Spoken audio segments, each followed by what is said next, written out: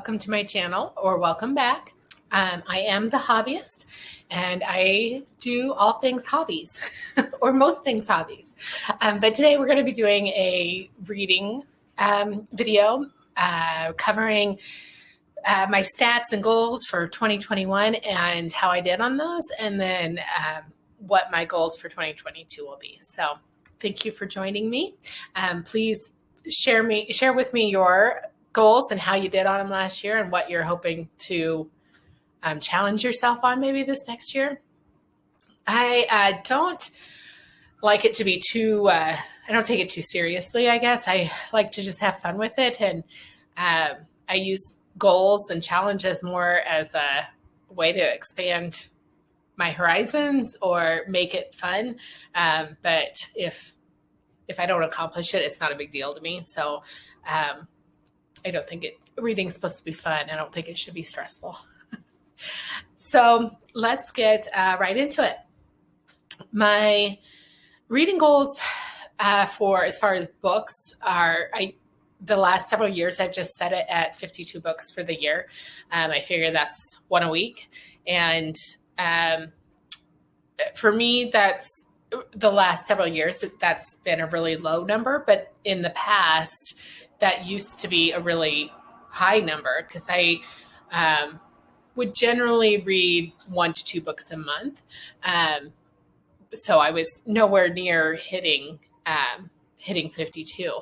And again, I kind of, that just seems like a good overall goal for me to have it at 52. I feel like if I try to push it, and I don't, I know that I could totally change it at any point and up it.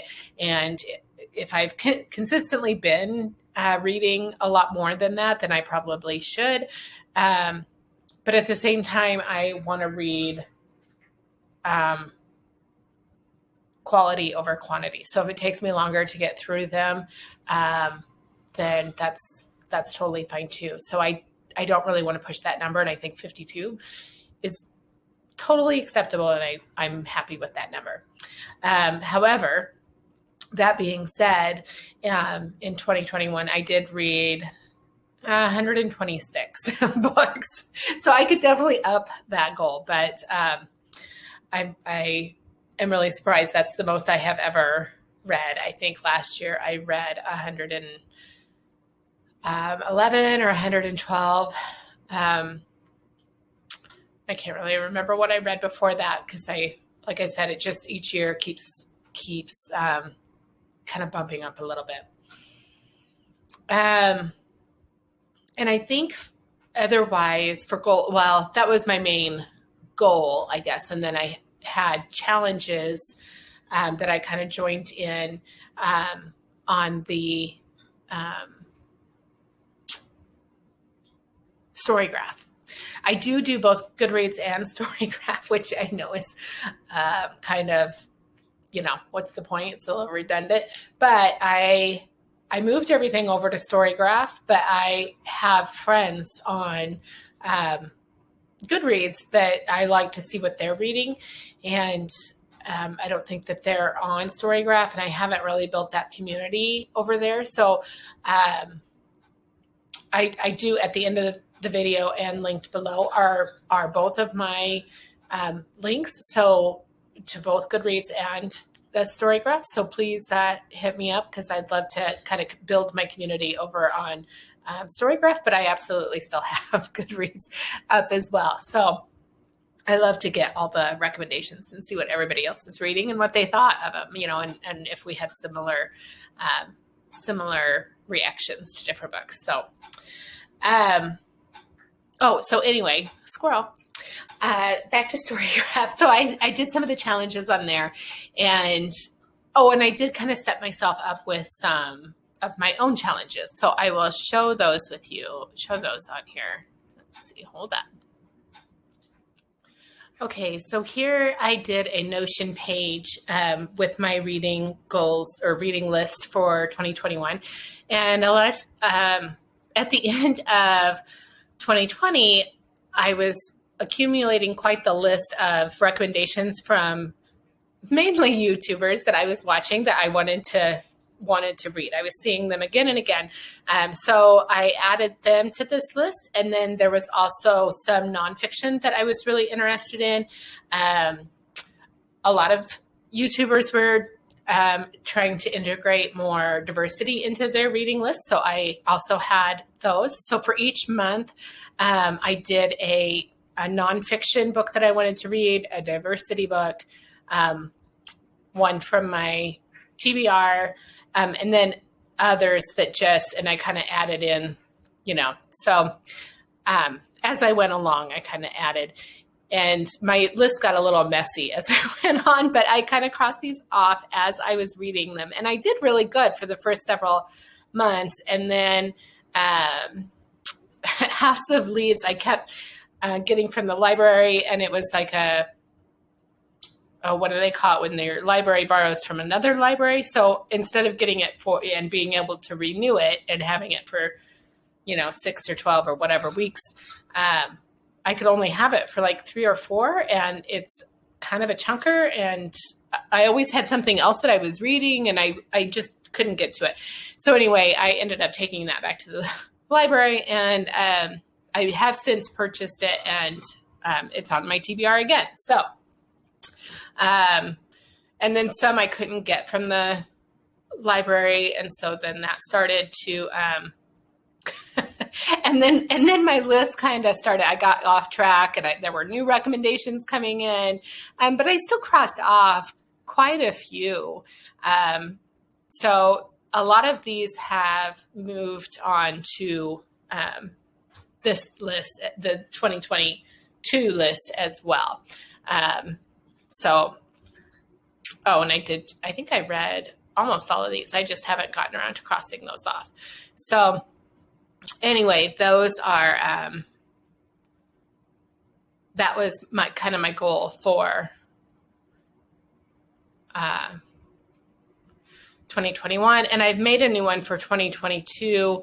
And I haven't filled it out quite as much. My goal more for this year is to read books that I either have on my shelves, and I don't buy a lot of books, so there isn't a lot there, but then I've gotten quite a few through NetGalley. I kind of thought that I would request, and then only get a handful, and I ended up getting like 20 or something. So now I want to read them all. So I kind of made a list so that I could make sure that I got to them before that they archived, and I wouldn't have access to those anymore. So I've put those on the list here. And then I also did at the end of the year, beginning of the year, there were a few sale priced items that would pop, like sales through my Kindle, Amazon Kindle app, I guess, that came up and said, oh, these are only $1.99 or whatever. And there were several that were on my TBR. So I, of course, purchased them for $1.99 or 99 cents or whatever, because, So even though I don't normally own a lot of books, I currently own more than I think I ever have. So I want to make sure that I get through all of those. So I've made a new list for myself, and it just includes all of those. But I would still like to, I usually read a good 20-25% of nonfiction. So I haven't filled any of those in yet. And I would also like to read, include a lot of diverse authors and books this year, but I haven't filled those in yet either. So, and then I moved over ones that I didn't read from last year's list so that I can hopefully kind of plug those in here. So, okay. And then on Storygraph, so I did a few, well, I'd say a handful, probably 5 challenges or so on Storygraph. And they were mainly just things like, one was different covers. So a cover with a crown on it, or a cover with a butterfly, or a cover with a this on it.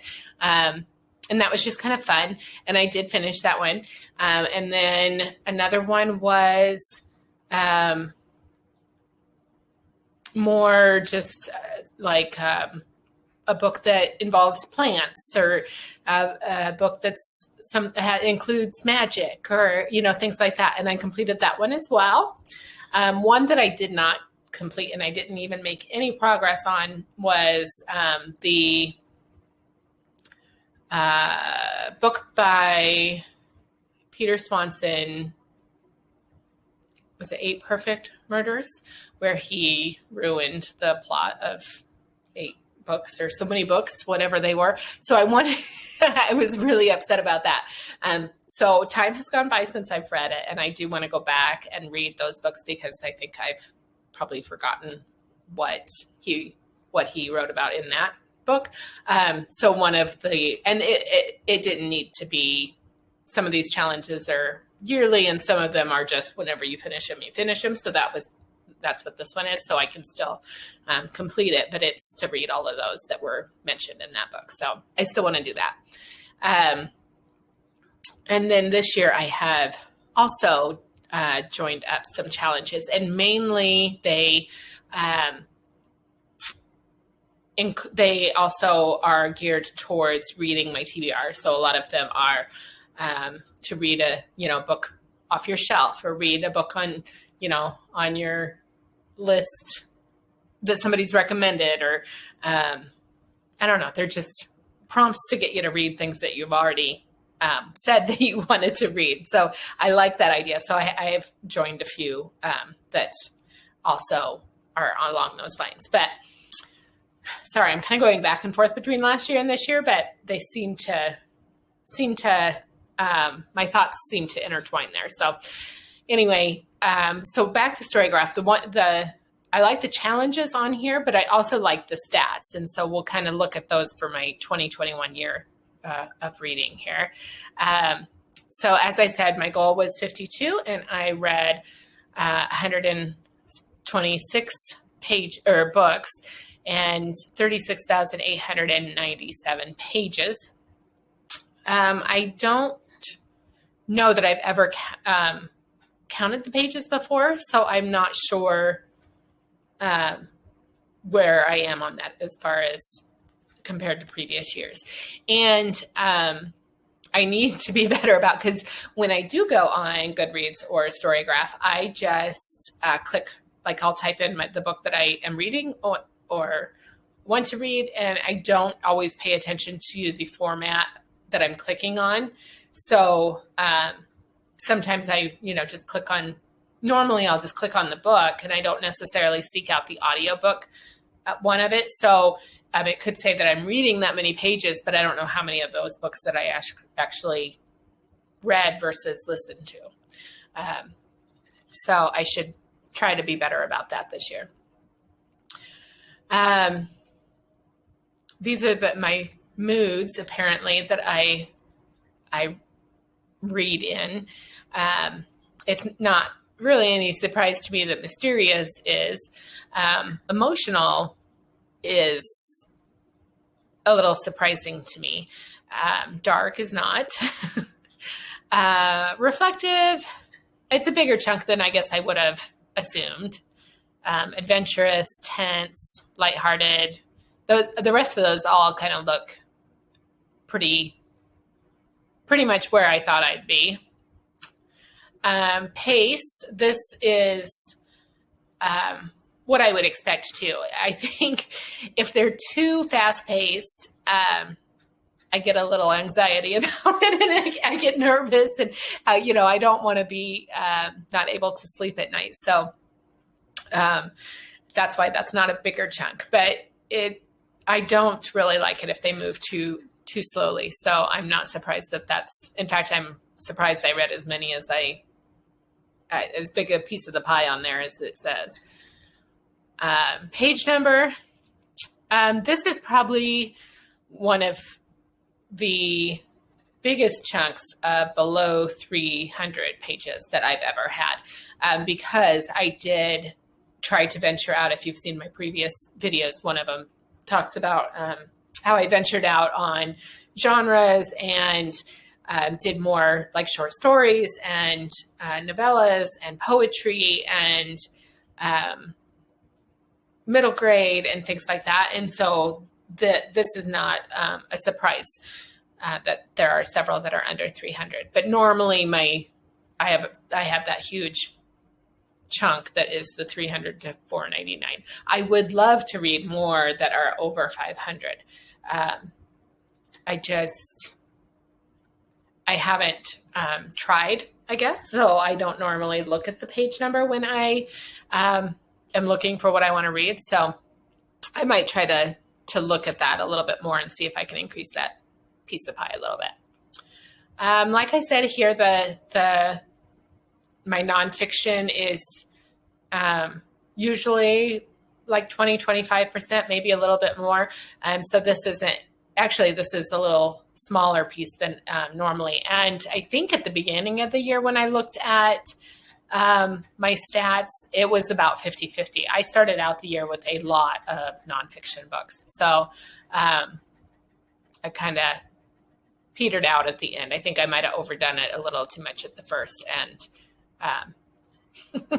and then kind of burn out on it. So I need to pace those a little better.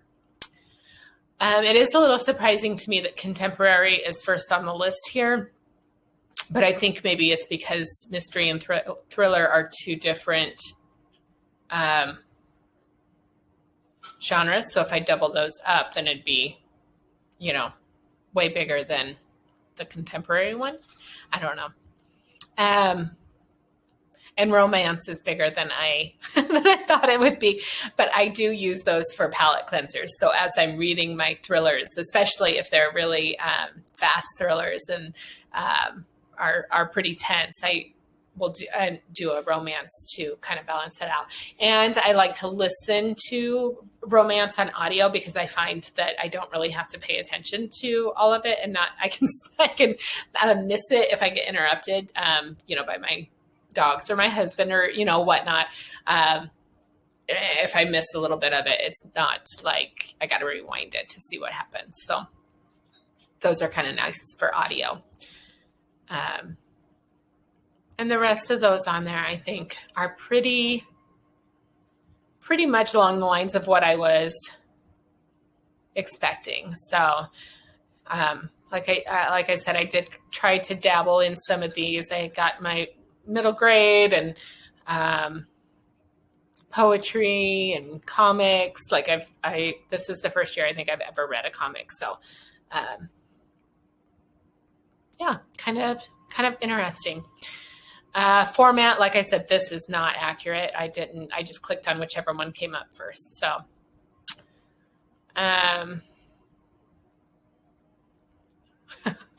my most read authors, yeah, that's not always the case, but some of these, especially like this Martha Wells, she's the one that writes the Murderbot series, and I read 4 of those, and they're not something that I would think that I would like, but I think somebody recommended it, or maybe I was trying to find something similar to The Hitchhiker's Guide to the Galaxy because I really liked that, and this might have popped up as something similar, and I find them hilarious.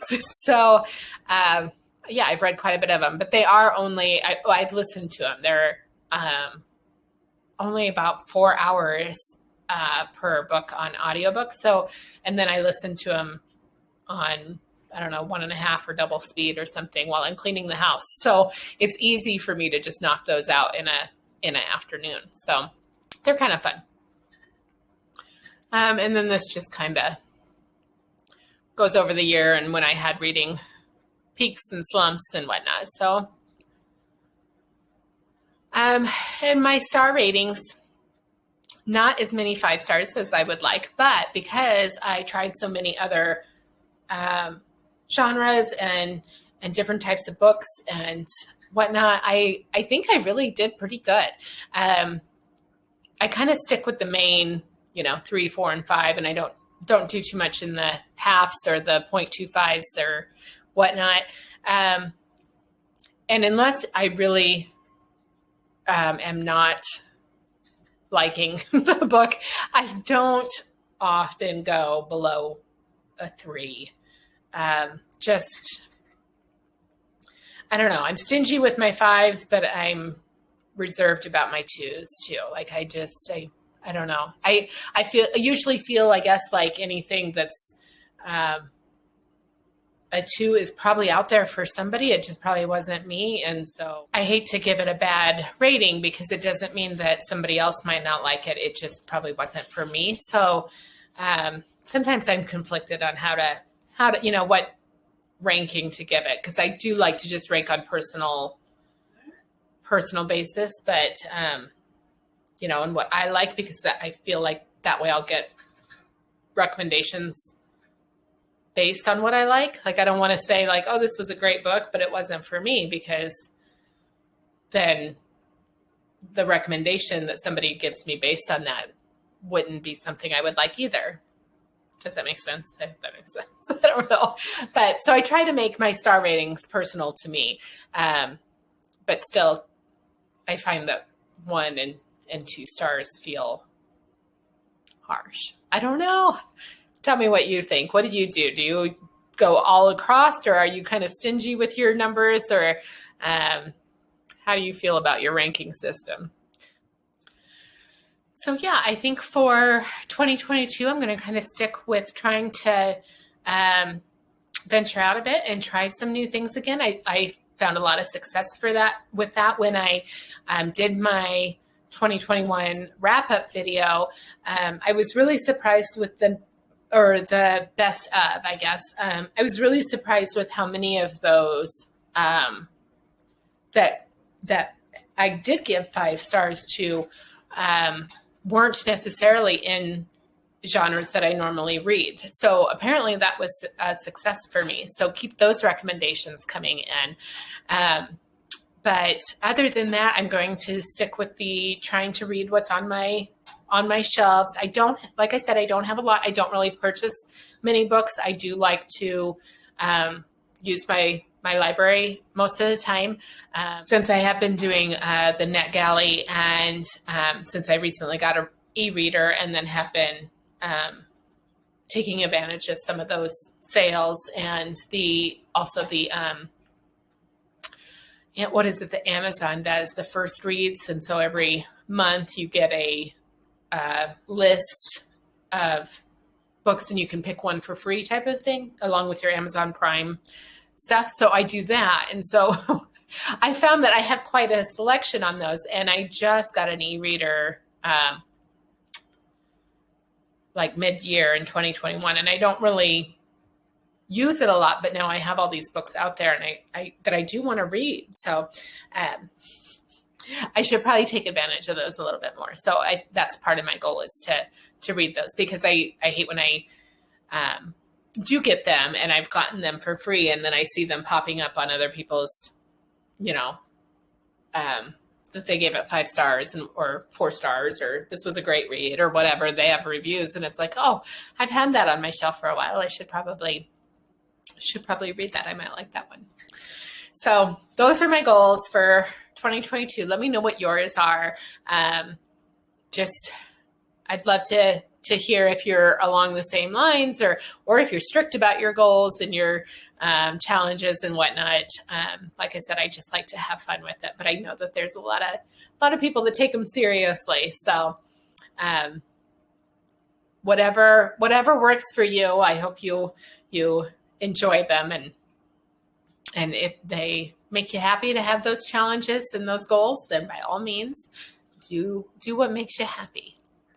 Thank you so much for joining me today, and I look forward to seeing you again soon.